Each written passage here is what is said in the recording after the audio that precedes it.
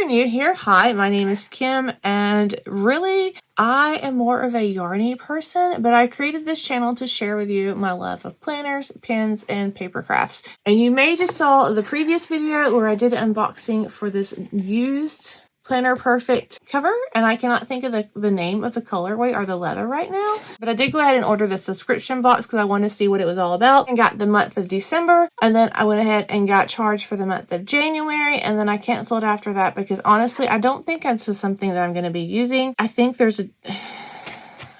I'd rather do more DIY and use what I have. But I do want to show you what I got in this box, my first ever Planner Perfect box.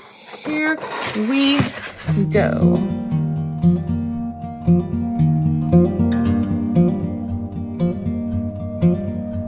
Okay, so we have some more of the little paper.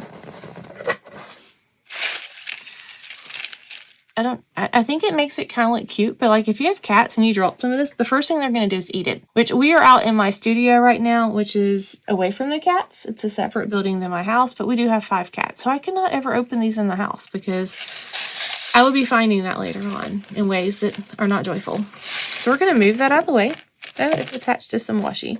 It says, it's here, your monthly subscription box. Plan, journal, create, write a better story. Designs by plannerperfect.com. I am not a scripter. I know that she really pushes scripting, but that is not how I plan. I'm more of a bullet journaler, which I've realized over the years, and I just kind of like to journal on the side of that. So I'm like a journaling bullet journaler. As far as writing out everything I do every day, that's not going to happen. That's not going to make me productive in any way. It's just going to make me like not want to open up my planner. So that's one thing I really don't like about. I know you don't have to, but I kind of feel like that's pushed, and that's not something I like to do. I did get the one that is supposed to have the journal in it, the dot grid journal, and then the extras. So this is the washi. There is, why does it look so dark? There's some kind of Santa, I think. I'm going to open this up. So that's kind of cute. I kind of feel like it's kind of dark though. Darker than what I would typically go for as far as Christmas. But it will match my cover quite nicely. So, okay, there's one. This one is just a plaid. I do like the plaid. I think it's definitely a nice muted tone. It will definitely match this. And then we have the Christmas tree.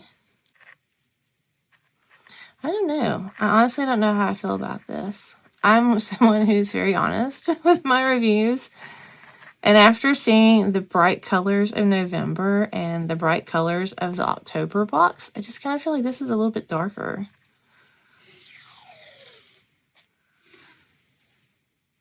And definitely muted. Like my tree is kind of hard to see. And that makes me kind of sad. Huh. Interesting. So then you get, let's see what this says. Does this say anything? This is just some stickers. So I guess you get 2 pages of each. I do love the Nutcracker. It is a Nutcracker theme, which I do love. And I have knit the Nutcracker ornaments, which is a pattern by Susan Claudino. And it was a kit put out through Little Skein and the Big Wool. The dyer of the yarn was Knitted Wit, if you're a knitter. I'm going to post their pictures right here as I struggle to open these cards. But I do love the Nutcracker. So with this kit, you do get these journaling cards. I don't know if they have a technical name. I guess scripting cards. I guess you put these in the pockets of your planner. I do like the tree. My favorite's probably the Nutcracker.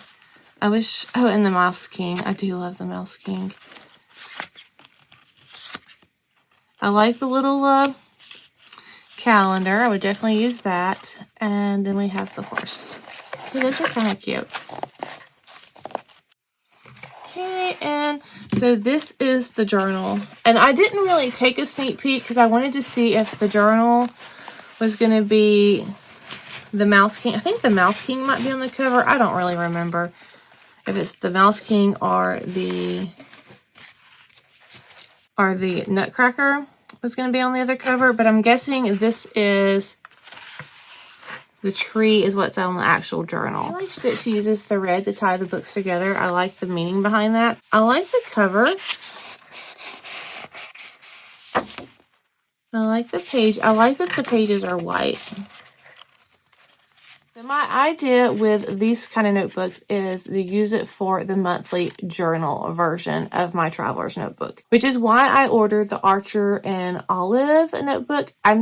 I want to have something for a yearly that has a little bit more heft, because I don't think that this is going to last me for a whole year of putting in tracking and other things and like special events. And so I'm afraid if I get and use one of these for a whole year, then I'm going to have to just use it for 6 months, and then I'm going to have to swap it out and put another one. So I would like to have one that's for the whole year that later on I can flip through and see everything of the highlights of that whole year. And then have these that are the monthly that I can flip through and really get into journaling and writing and getting my thoughts and my emotions out on paper as a way to deal with some of the stress that I'm dealing with, and have those separately as a more private thing, I guess you can say. But my Archer and Olive notebook will not be here for a few days because it's kind of lost in the mail, and I'm hoping that I get it so I can test it out. I would like to think that this is going to last me a whole year, but I don't think it is.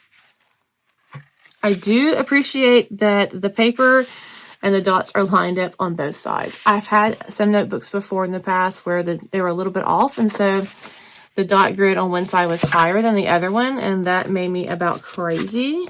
But this one, I'd say I spoke too soon, because on some of these pages, they are not exactly the same.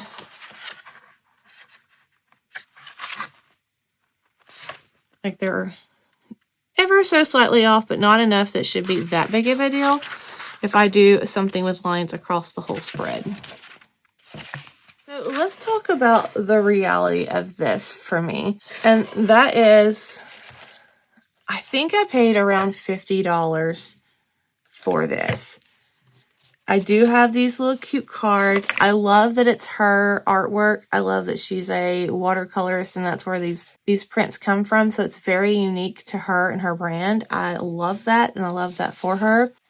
As someone who has, like I said, a crap ton of washi and stickers, I feel like, if you're just building up your stash, then this is maybe a great investment for you. But for my purposes, I don't feel like it kind of is. I mean, I like the journal,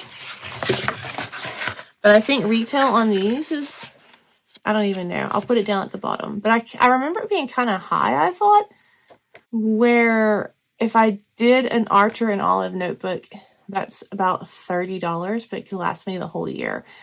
So I'm not sure how I feel about the overall cost of this box.